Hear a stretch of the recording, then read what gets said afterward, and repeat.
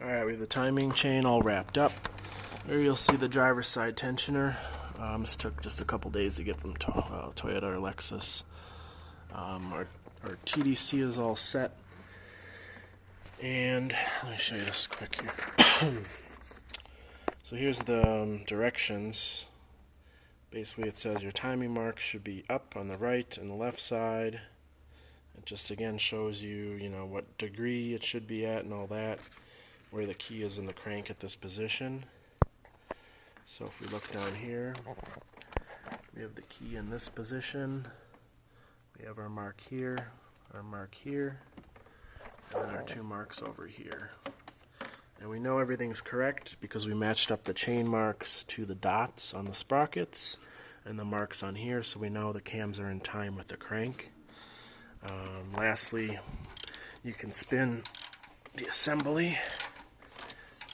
Make sure you can hear the compression strokes, and then obviously that it doesn't jam up when you turn this. That would indicate the valves touching the pistons,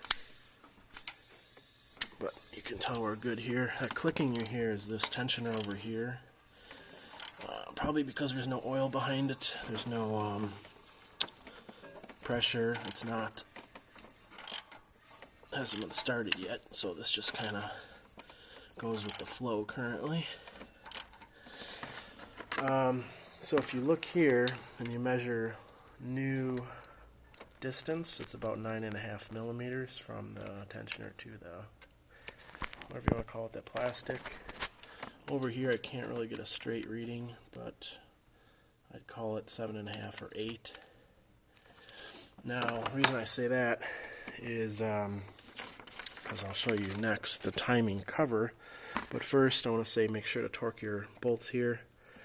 This is, I don't remember, I just looked at it. This is 58, and I believe that's 76 or 78.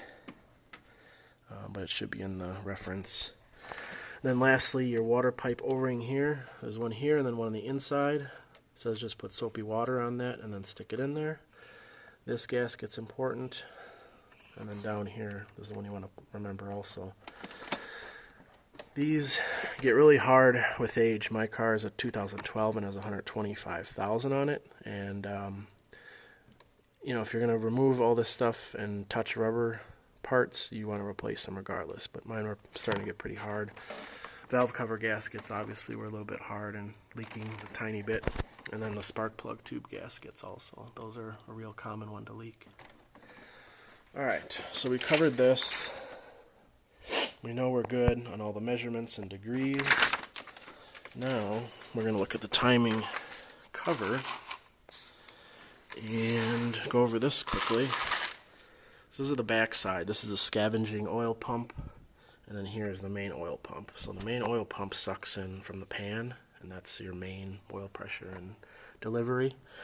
Scavenger, if you imagine, I don't know where the oil level sits, but it's probably not above the crank itself. So I imagine it's somewhere down here. This pump sucks up oil here, and then this is driven by the serpentine belt on the other side. And then this distributes oil into the left head, driver's side head, and the passenger side head. So that's its purpose. Obviously, there's no gaskets on this side. Everything is just machine flat. These are 7 foot-pounds, or I'm going by Newton meters now. I found it's a lot easier to use my smaller torque wrench, but 10 Newton meters on these smaller bolts. If you go up a size, then it jumps to 20 Newton meters.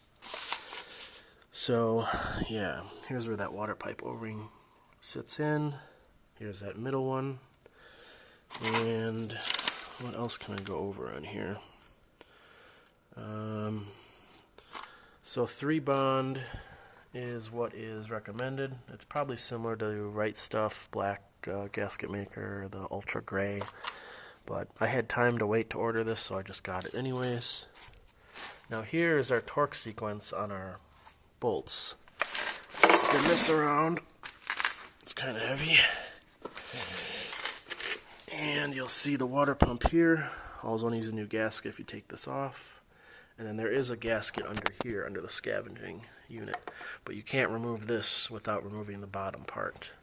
Now, the reason I said the tensioner length, there's an inspection hole here and over here. You can stick a borescope in there and check on your tensioners without removing anything else.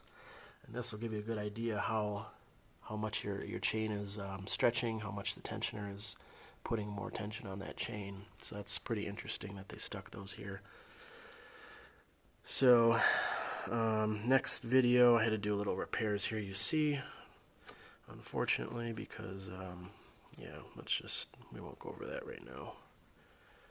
But next video I'll kind of cover how this goes on, the torque sequence, and all that kind of fun stuff.